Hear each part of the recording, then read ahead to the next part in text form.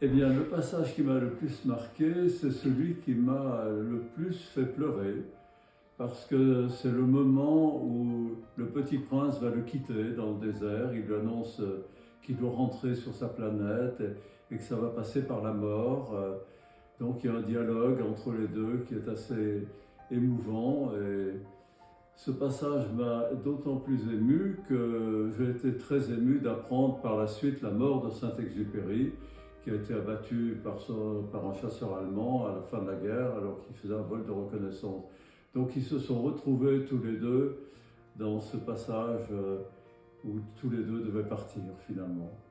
Le Petit Prince se lit différemment en fonction de l'âge qu'on a, de l'humeur dans laquelle on est, des périodes de sa vie, et je pense pas avoir de passage préféré. C'est lorsque le Petit Prince apprivoise le renard. Pour moi, c'est une belle définition de l'amitié.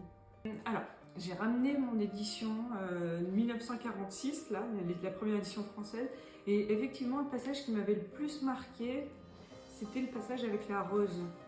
Là, on voit le petit dessin, c'est-à-dire que la rose représenterait certainement sa femme. Alors je pense que le passage qui m'a le plus marqué, il est aussi lié au dessin dans le livre.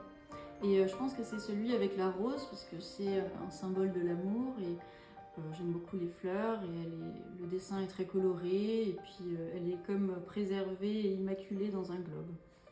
Je pense que celui que j'ai le plus gardé en mémoire, c'est le passage avec le renard, où il lui parle du fait d'apprivoiser les gens. Petit à petit, en passant du temps un petit peu plus avec eux, que ça devient des personnes importantes pour nous. C'est des choses que je comprenais pas vraiment quand j'étais enfant, quand je l'écoutais, mais c'est ce qui m'est resté le plus en tête, je pense. Vu que j'étais petite quand je l'ai lu, j'ai pas énormément de souvenirs de l'histoire en elle-même, mais j'avais quand même bien retenu cette phrase « dessine-moi un mouton ». Je sais pas pourquoi, c'est celle qui m'est le plus restée en tête.